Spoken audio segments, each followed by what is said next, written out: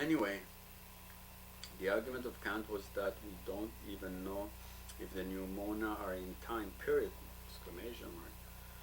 So he used binary logic, yes, no logic. And Einstein established that pneumona are indeed in time, though they exist in another kind of time dimension than that which exists in our mind. Or another argument is that Einstein established the existence of motion in the outside world, and Aristotle and Maimonides argued that if have motion and have time, and corporeal objects must exist, since by definition of Aristotle, time is an accident of motion, which is an accident of corporeal things. Aristotle's argument against free will don't seem valid also. In one case, he splits the object into a mover and move, but really he did not realize that by splitting the object far enough, he surely destroyed its power of self-movement, unless it is simple, but you assume that it isn't.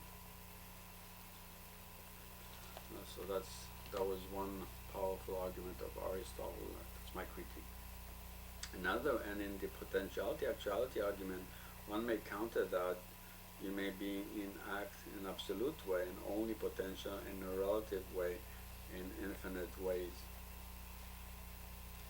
Okay, so also he had another argument, let alone his argument applicable to simple being only unable to change, whether transition must be partly initial and partly next phase of the change, so the object must be composite.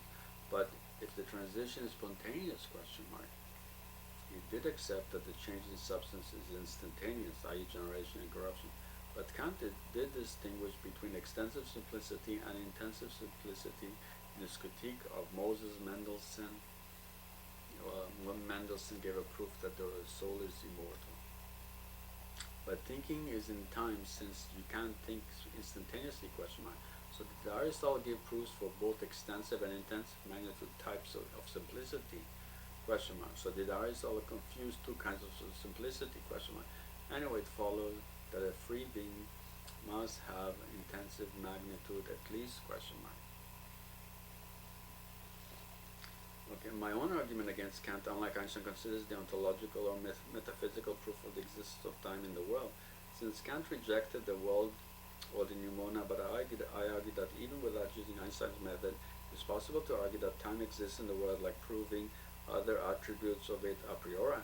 That is, something exists in all universes and hence must exist in this universe, or reality which must be a subset of the universe, which is the one which really applies to all possible real universes.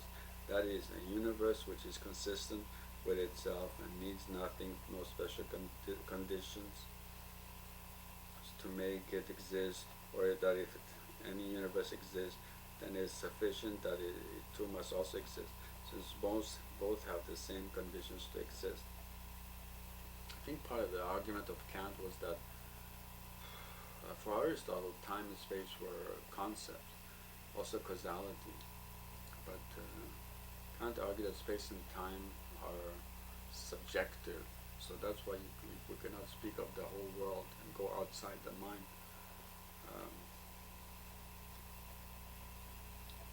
And causality also, it says Hume woke him up out of his dogmatic slumber, because causality might not be a necessary law. It's hard to prove causality in the world. Really, I think it goes back to Ghazali. Ghazali even raised the question even of maybe 1,000 years before us and hundreds of years before Hume about the law of causality when he attacked Avicenna and Farabi and Aristotle and all those.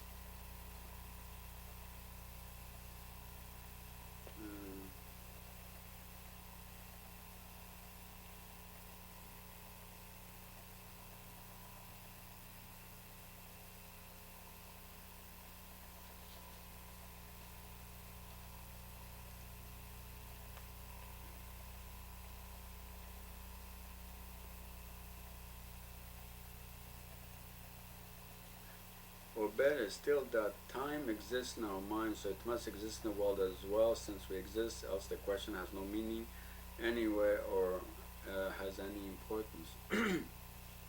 And we experience sensations and thoughts which are in the time, and hence we can try to claim these thoughts as our own, but still sensations seems to come to us from the world, and they are in time. Since they keep changing, and since time and sensations are joined, it seems that sensations are caused by objects.